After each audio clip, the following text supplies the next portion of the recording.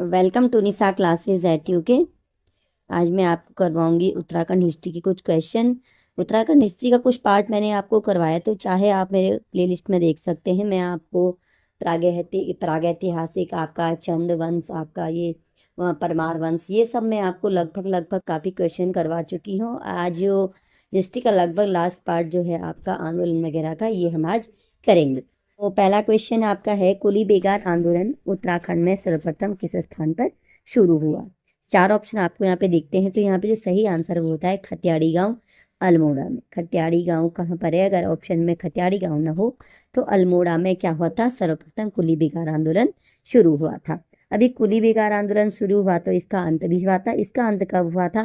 तो यहाँ पे आपको दिख रहा होगा ऑप्शन नंबर बी, 13-14 जनवरी 1921 को सरयू नदी के तट पर आपके बागेश्वर में क्या हुआ था? ये आपका कुली बेगार प्रथा का अंत हुआ था। ठीक है, और बागेश्वर में उत्तरायणी मेले के दौरान आपका ये कुली बेगार प्रथा का अंत हुआ। और ये इसमें कौन कौन थे जिन्होंने इसका अंत किया? तो माना एग्जाम में पूछ लिया जाए तो बीडी पांडे, बद्रीदत्त पांडे आपके हो जाते हैं।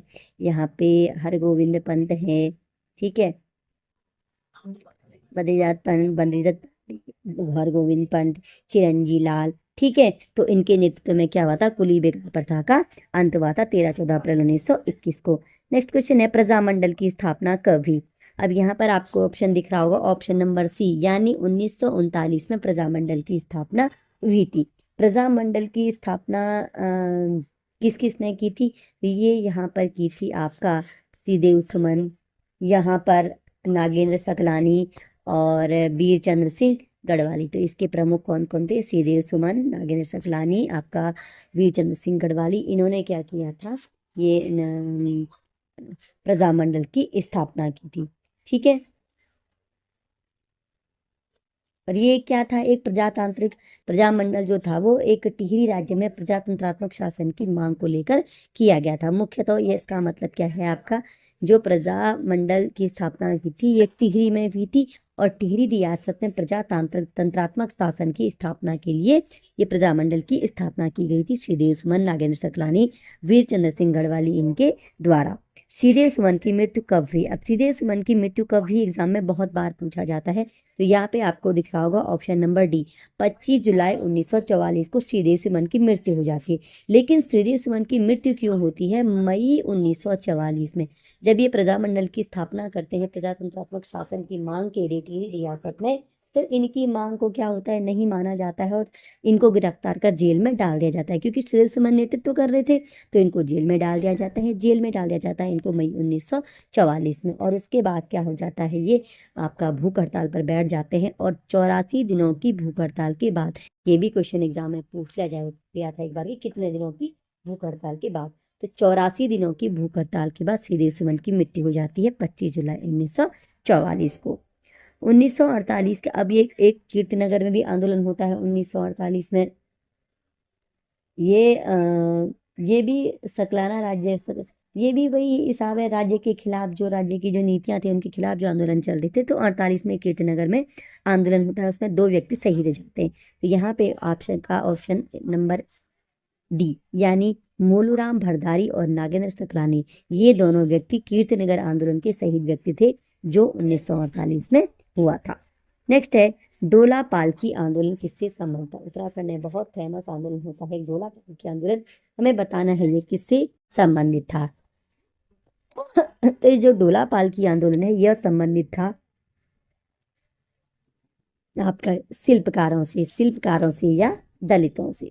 शिल्पकार या दलितों से संबंधित था का डोला पालकी आंदोलन। ठीक, और इसके प्रणेता कौन थे? आगे बढ़ते हैं। डोला पालकी आंदोलन किसके नेतृत्व में चला था? तो डोला पालकी आंदोलन था जो ये जयानंद भारती के नेतृत्व में यह चला था। और कब हुआ था? डोला पालकी आंदोलन आपके हुआ था 1930 में। कब हुआ था? 1930 में। चलिए, नेक्स्ट है, दलितों के लिए शिल्पकार शब्द का प्रयुक्त किसने किया? यानी शिल्पकार शब्द प्रयुक्त किसने किया? तो दलितों के लिए शिल्पकार शब्द प्रयुक्त जो करते हैं वो हरिप्रसाद करते हैं। और यहाँ पर ये कब प्रयुक्त किया गया? 1911 में आपका दलितों के लिए शिल्पकार शब्द प्रयोग किया था हरिप्रसाद ने। नेक्स्ट है कोटा खर्रा आंदोलन का संबंध किससे है। कोटा खर्रा एक आंदोलन हुआ था उत्तराखंड में और एक किसान से संबंधित, किसान संगठनों के नेतृत्व में एक आंदोलन था, किसानों से संबंधित आंदोलन था। तो यहाँ पे ऑप्शन नंबर ए इसका सही आंसर हो जाता है। कोटा खर्रा आंदोलन का संबंध किससे है आपका, किसानों से है। और ये किससे संबंधित है कि ये चाह रहे थे कि राज्य की तराई क्षेत्रों में सीलिंग कानून लगाया जाए। सीलिंग कानून से संबंधित क्या था, ये आंदोलन था।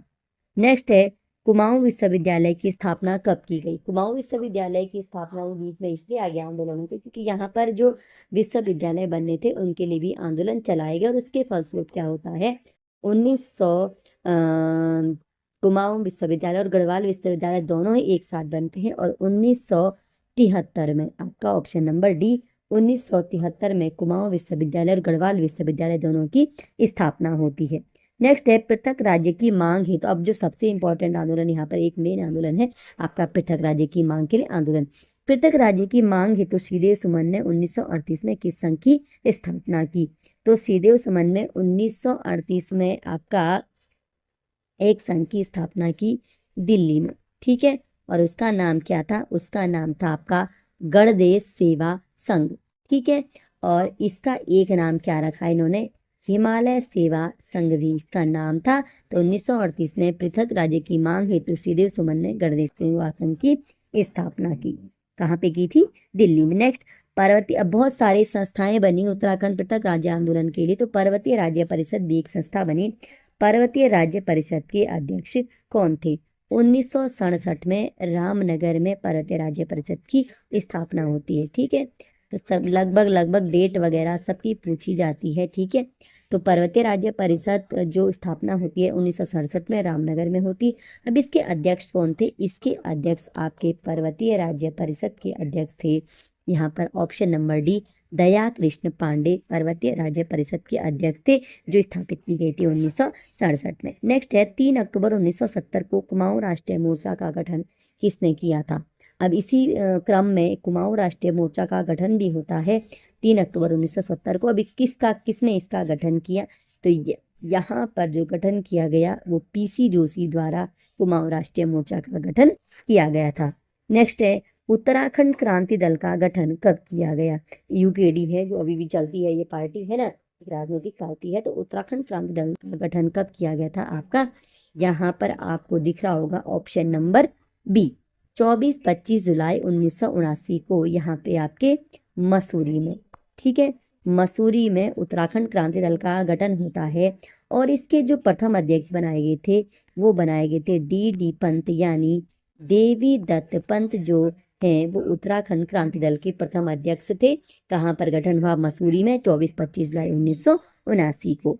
चलिए मई 1994 में किस समिति ने उत्तराखंड की राजधानी गैरसैंण बनाने की सिफारिश की। यानी जब उत्तराखंड बना भी नहीं था तो उससे पहले एक समिति ने उत्तराखंड की राजधानी गैरसैंण बनाने की सिफारिश की थी।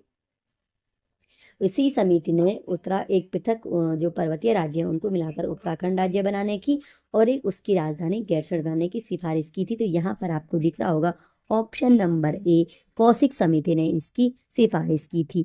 और जब राज्य हमारा बन गया तो राजधानी चयन के लिए एक आयोग बनता है आपका दीक्षित आयोग।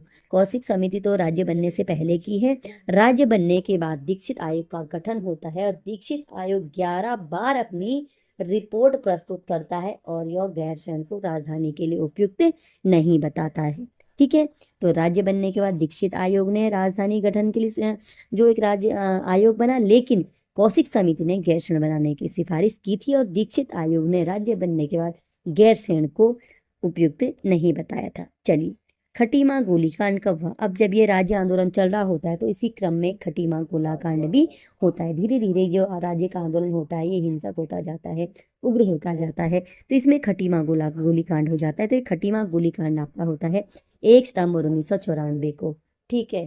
कहाँ, उधम सिंह नगर में, ठीक है, उधम सिंह नगर के खटीमा में।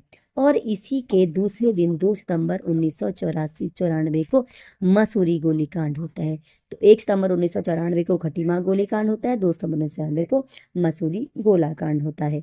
चलिए 2-3 क्वेश्चन और रह गया, 20 क्वेश्चन हम आपको करवाएंगे। उत्तराखंड राज्य निर्माण की घोषणा लाल किले से कब की गई। तो यहाँ पर जो तत्कालीन प्रधानमंत्री थे आपके HD देवेगौड़ा, ठीक है। HD देवेगौड़ा जब प्रधानमंत्री थे तो उन्होंने 15 अगस्त 1996 को लाल किले की प्राचीर से उत्तराखंड राज्य निर्माण की घोषणा की। किसने की थी? HD देवेगौड़ा ने 15 अगस्त 1996 को। उत्तराखंड राज्य निर्माण विधेयक, जिसे क्या नाम दिया गया? उत्तर प्रदेश पुनर्गठन विधेयक। विधेयक का नाम ये नहीं है, लेकिन उत्तराखंड राज्य से संबंधित है, इसलिए क्वेश्चन इस प्रकार का है। उत्तर प्रदेश पुनर्गठन विधेयक यानी जो उत्तराखंड राज्य निर्माण विधेयक था, ये लोकसभा में कब पारित किया गया? ये लोकसभा में पारित किया गया आपका 1 अगस्त 2000 को, ठीक है। तो उत्तराखंड राज्य निर्माण विधेयक या उत्तर प्रदेश पुनर्गठन विधेयक 1 अगस्त 2000 को तो लोकसभा में पारित किया गया। 10 अगस्त 2000 को ये राज्यसभा में पारित किया गया। एक ही क्वेश्चन के साथ 2-3 क्वेश्चन आपके इंक्लूड हो जाते हैं, ठीक है। तो 10 अगस्त 2000 को राज्यसभा में पारित किया गया, 1 अगस्त 2000 को लोकसभा में पारित किया गया और 28 अगस्त 2000 को राष्ट्रपति ने इस विधेयक को मंजूरी प्रदान की। तो उत्तर प्रदेश पुनर्गठन विधेयक जो आपका था, इसको मंजूरी राष्ट्रपति की कब मिली है? 28 अगस्त 2000 को, ठीक है। तो 1 अगस्त 2000 को लोकसभा में प्रस्तुत हुआ, 10 अगस्त 2000 को राज्यसभा में प्रस्तुत हुआ और 28 अगस्त 2000 को राष्ट्रपति ने इसे अपनी मंजूरी प्रदान की। उत्तरांचल नाम परिवर्तन विधेयक कब पारित हुआ? तो पहले उत्तराखंड का नाम जब 2000 में बना था तो इसका नाम उत्तरांचल रखा गया, लेकिन बाद में इसका नाम बदल के उत्तराखंड कर दिया गया। लेकिन ये विधेयक कब पारित किया गया? विधेयक पारित किया गया आपका 2006 में, ठीक है। तो ये 2006 में विधेयक पारित हुआ, दिसंबर 2006 में। और आपका जो ये है 1 जनवरी 2007, बहुत बार एग्जाम में क्वेश्चन पूछ लिया जाता है। 1 जनवरी 2000 से उत्तराखंड का नाम, सॉरी, जो उत्तरांचल था उत्तरांचल से बदलकर उत्तराखंड कर दिया गया 1 जनवरी 2007 को। लेकिन इसका जो विधेयक पारित होता है वो होता है दिसंबर 2006 में। और आज का अंतिम क्वेश्चन है, गैरसैंण का नाम क्या रखा गया था? ठीक है। तो गैरसैंण, जब ये राजधानी चयन के लिए गैरसैंण के लिए भी बहुत प्रयास किए गए स्थायी राजधानी के लिए, तो गैरसैंण का नाम क्या रखा गया? तो गैरसैंण का नाम जो रखा गया, यहाँ पे रखा गया है आपका वीर चंद्र सिंह गढ़वाली के नाम पर चंद्रनगर रखने की सिफारिश की थी। और ये सिफारिश की थी आप इंद्रमणि बडोनी और काशी सिंह ऐरी ने। इंद्रमणि बडोनी और काशी सिंह ऐरी ने इस स्थान का नाम चंद्रनगर रखने का सिफारिश की थी। तो आज 20 क्वेश्चन मैंने आपको करवाए हैं। तो आज मैंने, जो आप पहले की मेरी क्लास में देख लीजिए, उत्तराखंड जो इतिहास है उसकी जो मेन क्वेश्चन है, मेन टॉपिक है, वो आपको कंप्लीट कराने की कोशिश की है। लगभग 100 क्वेश्चन मैंने उत्तराखंड की क्लास से आपको करवाए हैं। तो चलिए मिलते हैं आपसे नेक्स्ट क्लास में। और नेक्स्ट क्लास में हमारा क्या रहेगा आपका, नेक्स्ट क्वेश्चन हम आपको करवाएंगे उत्तराखंड की भौगोलिक संरचना, जलवायु वगैरह। तो चलिए।